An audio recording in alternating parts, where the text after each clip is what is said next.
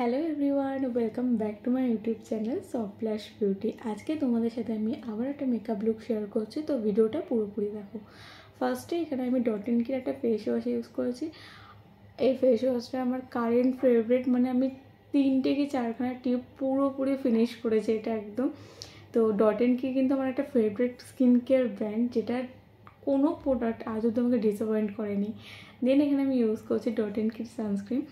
এই দুখানা প্রোডাক্টই কিন্তু ডট এন্ড কি অল স্কিন টাইপ, বাট ওরা মেনশন করেছে যে সানস্ক্রিনটা অয়েলি টু কম্বিনেশন স্কিন, মানে আমি ওরা সব স্কিনে ইউজ করতে পারো, কারণ আমার ড্রাই স্কিন আমি ইউজ করছি, কোনো সোয়েট হয় না, হোয়াইট কাস্টের তো কোনো প্রশ্নই নেই, জাস্ট ওয়াও, মানে ইউজ করলে ফ্যান হয়ে যাবে সানস্ক্রিনের, এতটাই ভালো।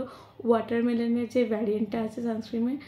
নেক্সট এখানে আমি ইউজ করছি মেবলিনের লুমি ম্যাট ফাউন্ডেশন।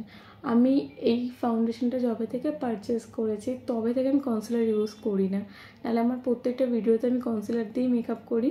বাট এইটা আমার কারেন্ট ফেভারিট একটা ফাউন্ডেশন, মানে আমি ফাউন্ডেশনে সত্যি এত ফ্যান নই, এই ফাউন্ডেশনে এত ইউজ করতেও পছন্দ করি না, বাট এটা জাস্ট ওয়াও, মানে যেমন কভার করে স্পট তেমনি একটা লুমি ফিনিশ দেয়, মানে মানে একদম ফুল প্যাকেজ। মানে একটা জিনিসে ইনভেস্ট করলে আমার মনে হয় সব কিছু হয়ে যাবে, কনসিলার, হাই কাভারেজ একটা ফাউন্ডেশন, আবার লুমি, মানে সব কিছু আছে এই ফাউন্ডেশনটার মধ্যে।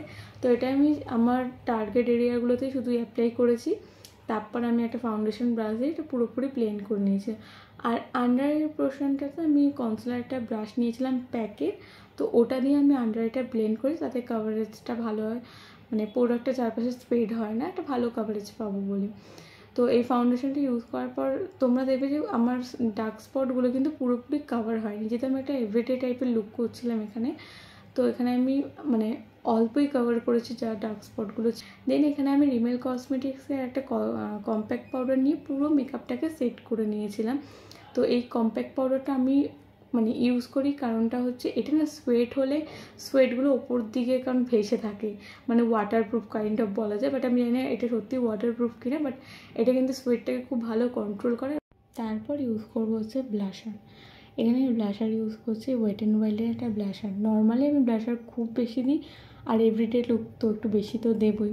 তো তারপর এখানে আমি ইউজ করেছিলাম হচ্ছে ব্লু হেভেনের একটা আইব্রো পেন্সিল, মানে খুব ন্যাচারালভাবেই ড্র করেছি। আমি নর্মালি আইব্রো খুব একটা ড্র করি না, তাও এখন এই আইব্রো পেন্সিলটা আমি প্রায় ইউজ করি, কারণ এটা খুব একটা সাটেল টাইপের লুক দেয়, মনে হয় না যে খুব একটা হিউজ কিছু করে বেরিয়ে গেছে, বা খুব ন্যাচারাল ফিনিশ একদম। দেন এখানে আমি মাস্কারা ইউজ করেছি মার্সের। আমি এটা আগের বার একটা ভিডিওতে তোমাদেরকে বলেছিলাম যে কারোর বাজেট হাই থাকলেও তারা কিন্তু এটা একবার হলেও ট্রাই করতে পারে, এত ভালো একটা মাস্কারা। দেন হাতে যে প্যাকেট যে আমার ব্রঞ্জারটা আছে, মিররটা দেখছি ওখান থেকেই আমি একটা ব্রঞ্জারের যে কালারটা ছিল ওটা আমি নিয়ে অ্যাপ্লাই করে নিয়েছিলাম আইলিডে, জাস্ট কনসিলারটা যাতে ক্র্যাক না খেয়ে যায়, কারণ শুধু কনসিলার থাকলে কিন্তু ক্র্যাক খেয়ে যায়। দেখেন এখানে আমি প্রস বিউটির হাই টি, এটা আমি ফার্স্ট টাইম ইউজ করছি, কালারটা সত্যি খুব সুন্দর ইউজ করেছি। তো জাস্ট ওয়াও, কালারটা আমাকে খুব ভালো লাগছে। তো এটা হচ্ছে আমার কমপ্লিট লুক, কেমন লাগলো অবশ্যই জানো। টাটা।